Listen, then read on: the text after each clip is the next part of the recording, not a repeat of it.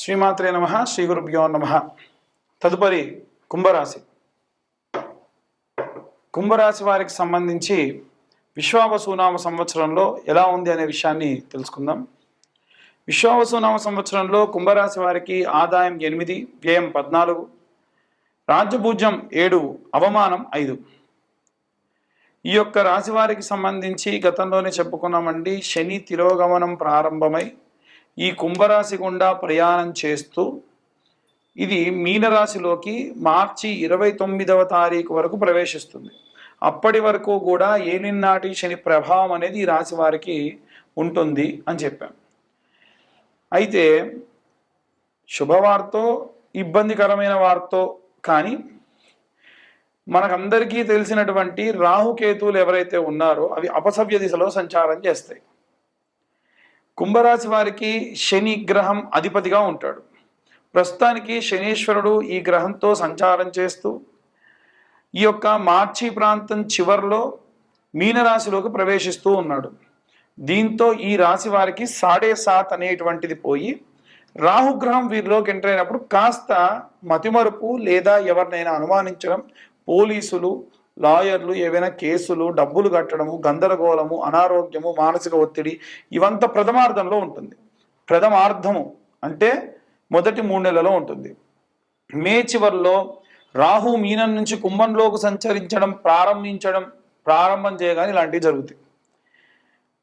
ఆ తర్వాతకి కుంభరాశి వారికి సంబంధించి ఉద్యోగస్తులకు సంబంధించిన విషయంగా చూసుకున్నట్టయితే ఉద్యోగస్తుల పరంగా ఈ కాలంలో అంటే ఈ సంవత్సరంలో వీరికి ఉపశమనం లభిస్తుంది.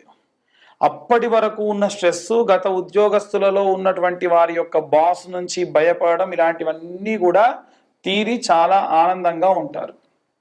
వీరికి ప్రమోషన్తో పాటుగా జాబ్ చేంజింగ్ అనేది జరుగుతుంది. ఈ ఏడాది నూతనంగా వ్యాపారాన్ని ప్రారంభిస్తారు. అన్ని విషయాలు కూడా పరిగణలోకి తీసుకుంటారు. వీరి యొక్క పనులలో ఏవైనా కొన్ని ప్రమాదకరంగా మారే అవకాశం ఉంది. టెక్నాలజీకి సంబంధించిన పనులు వేగంగా పూర్తి చేస్తారు. కుంభరాశి వారికి సంబంధించి ఈ ఏడాది ఆర్థిక పరంగా, వ్యాపార పరంగా మెరుగైన ప్రయోజనాలు ఉన్నాయి. అది కూడా ప్రథమార్థం తర్వాతకి, మొదటి 3 నెలల తర్వాతకే. శుక్రుడు లగ్నస్థానంలో ఉండడము, బుధుడు 10వ స్థానం సంచారం చేయడము, కుంభంలో ఉన్నటువంటి వారికి సత్ఫలితాలు లభిస్తాయి. సూర్య భగవానుడు లాభస్థానము అని అంటారు. వీరికి శుభ ఫలితాలు ఖచ్చితంగా ఈ ప్రకారంగా వచ్చే అవకాశం ఉంది. దీని వలన వీరు కెరీర్ స్థిరంగా ఉండడము, ఎక్కువ డబ్బు, ఈ పరంగా ఎన్నో రకాలైనటువంటి విషయాలు చూడొచ్చు.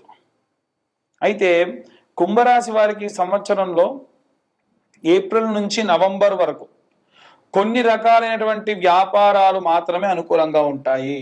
తెలవని వ్యాపారంలో పెట్టినా, వారి జాతకరీత్యా వారికి అనుకూలంగా లేనటువంటి వ్యాపారాలు పెట్టినా, కొంతమందికి ఇనుము కానీ, నూనె కానీ, ఫైర్ ఎగ్జిస్టింగ్ కానీ, ఇండస్ట్రీలో నచ్చిరావు, అలాంటి దాంట్లో కూడా పెట్టకూడదు. ఈ యొక్క షష్టగ్రహ కూటమి పూర్తయిన తర్వాతకి గ్రహ సంచారాలు మళ్ళీ ప్రారంభమయ్యేటువంటి కాలము ఉగాది తర్వాతి కాలం కాబట్టి ప్రథమార్థంలో ఈ 7.5 రెండో దశ నుండి ముగించి ఆఖరి దశకు వచ్చి ఈ శనిగ్రహం యొక్క దృష్టి వీరి యందు తగ్గుతూ వస్తుంది. దాని వలన మంచి సత్ఫలితాలు పొందుతారు. రాహు లగ్నస్థానంలో ఉండడం వల్ల కొన్ని గొడవలు జరిగే అవకాశం ఉంది. గత ఏడాది కంటే కూడా ఈ ఏడాది శుభప్రదమైనటువంటి పనులు, ఇంట్లో శుభకార్యాలు, ఏవైనా వైభవంతో కూడినటువంటి పనులు జరిగే అవకాశం ఉంది. సమాజంలో గౌరవం పెరిగే అవకాశం ఉంది. కుంభరాశి వారికి ఈ ఏడాది ఆరోగ్యపరంగా కాస్త జాగ్రత్త తీసుకోవడం మంచిది. ఏదైనా ఆరోగ్య సమస్య ఉంటే నెగ్లెక్ట్ చేయకూడదు, వైద్యుల్ని సంప్రదించాలి. అనవసరమైనటువంటి వాటి గురించి ఆలోచించకుండా ఉంటే మంచిది. ఆహార అలవాట్లు కూడా మార్చుకోవాలి. యోగా, ధ్యానము, వ్యాయామము ఇలాంటివి చేయడం మంచిది. పిల్లల దగ్గర లేకుండా వృద్ధులని, వృద్ధాప్యంలో ఉన్న వారి తల్లిదండ్రులని ఎట్టి పరిస్థితుల్లో ఎవరు కూడా విడిచి వెళ్ళకూడదు. ఇది నా ప్రాధేయం అనుకోండి, బతిలాడుతున్నా అనుకోండి. ఎందుకంటే మన నుంచి వారు దూరంగా వెళ్ళిపోయిన తర్వాత కావాలన్నా వారితో గడిపేటువంటి క్షణాలు రావండి. కాబట్టి పిల్లలు మీ తల్లిదండ్రులను దయచేసి చాలా జాగ్రత్తగా చూసుకోండి. ఒక మనిషి తోడు లేకుండా నడవలేని గ్రహస్థితి ఉన్న వాళ్ళు ఈసారి 12 రాసులలో 7-8 రాసుల వాళ్ళు ఆ మధ్య వయసు దాటిన వాళ్ళు ఉన్నారు. విద్యార్థి దశలో ఉన్నటువంటి వారికి సంబంధించిన విషయంలో కూడా మే మాసం నందు అనుకూలంగా ఉంటుంది. పోటీ పరీక్షలు, ఇంటర్వ్యూలు విజయం సాధిస్తారు. ఉన్నత విద్య, విదేశాల్లో విద్య ఆగస్టు నుంచి అక్టోబర్ ప్రాంతంలో చాలా శుభప్రదంగా ఉంటుంది. ఏడాది సోమరితనాన్ని వదిలేసి చాలా తేజోవంతంగా పనులు చేసేటువంటి వాళ్ళు కూడా ఉంటారు. నెగిటివిటీగా ఆలోచించేటువంటి వాళ్ళు కూడా మారతారు. ఎప్పుడు కూడా నెగిటివ్గా ఆలోచించే పిల్లలు కొంతమంది ఉంటారు. అమ్మో ఇది రాదేమో, అమ్మో ఇంతది నేను చేయగలనా లేదా అనేటువంటి వాళ్ళు కూడా సక్సెస్ఫుల్గా చేస్తూ ముందుకు వెళ్ళే అవకాశమే కనిపిస్తూ ఉంది. వైవాహిక జీవితము, వివాహము, ప్రేమ వివాహాలు ఇలాంటి వాటికి సంబంధించిన విషయానికి వస్తే ఈ రాశి వారికి నూతన సంవత్సరంలో శని శుక్రగ్రహ ప్రభావం ఎక్కువగా ఉంటుంది. ఈ సమయంలో వివాహ జీవితంలో మిశ్రమ ఫలితాలు గోచరిస్తాయి. ఈ ఏడాది మార్చి 29 ప్రాంతంలో శని అంటే ఈ షష్టగ్రహ కూటమి దాటిన తర్వాతి రోజుల్లో ఉగాది ప్రారంభ కాలంలో అనుకోండి శని సంయోగం జరిగేటువంటి అవకాశం ఉంది. ఇది మే 18వ తేదీ వరకు కూడా ఉంటుంది. ఈ వైవాహిక జీవితంలో ఇలాంటి సమయంలో ఏవైనా ఇబ్బందులు రావచ్చు. ప్రేమ వ్యవహారాల్లో కూడా బ్రేకప్లు అంటారు కదా, ఇవాళ రేపేదో అలాంటివి జరగవచ్చు. కానీ మనస్సును నిజంగా అర్థం చేసుకునే భాగస్వామ్యులు అనుబంధానికే ఎక్కువ విలువిచ్చి చాలా ఓర్పుగా ఉంటారు. శనిగ్రహానికి సంబంధించి ఆవాల నూనెతో, నువ్వుల నూనెతో, నువ్వులు ఆవాలు కలిపిన నల్లటి మూట కట్టి ఈ శనేశ్వరుడికి దీపం వెలిగించడం ఈ పరిస్థితులన్నిటి నుంచి కూడా బయటపడేస్తుంది. అలాగే శని చాలీసా ఉంటుంది, ఆంజనేయ స్వామికి ఆరాధన ఉంటుంది, ఆంజనేయ స్వామి అభిషేకం ఉంటుంది. ఎందుకంటే ఆంజనేయ స్వామి గురించి అంటారు అని అంటే ఆంజనేయ స్వామి శనికి ఇచ్చినటువంటి వరం.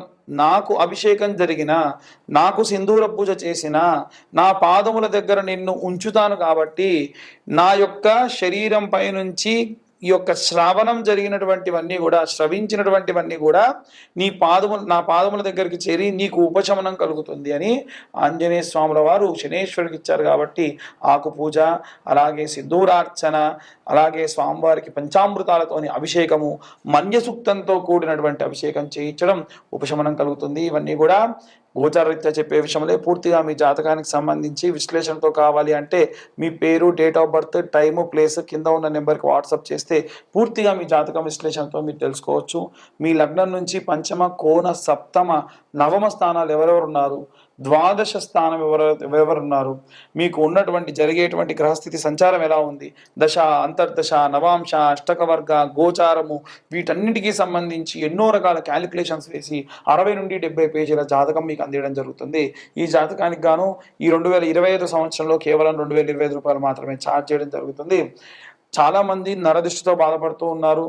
ఫలానా వాడు పెళ్లి కాలేదు, మా అబ్బాయికి పెళ్ళైంది, నరదృష్టి బాగా ఉంది అనుకుంటే ఈ యొక్క కరుంగలి మాల అని ఉంటుంది కదండి, అవి అభిషేకంలో పెట్టి, రుద్రాభిషేకంలో పెట్టి ఇవ్వడం జరుగుతుంది. ప్రతి సోమవారం కూడా రుద్రాభిషేకం జరుగుతుంది. ఎవరైతే మీ యొక్క గోత్రములు, పేర్లు సోమవారం కంటే ముందే పంపిస్తారో వారికి వీడియో కాల్ కూడా చేసి చూపించడం జరుగుతుంది. అలా శివుడికి రుద్రాభిషేకం చేసినటువంటి కరుంగలి మాలను మాత్రమే ఇస్తాం. పూజాది క్రతువులకు ఎటువంటి ఛార్జ్ లేదు. కేవలం కరుంగలి మాలలకు మాత్రమే 116 ఛార్జ్ చేయడం కూడా జరుగుతుంది. మరొకసారి విశ్వావసు నవ సంవత్సర శుభాకాంక్షలు. సర్వే జనా సుఖినో భవంతు. స్వస్తి.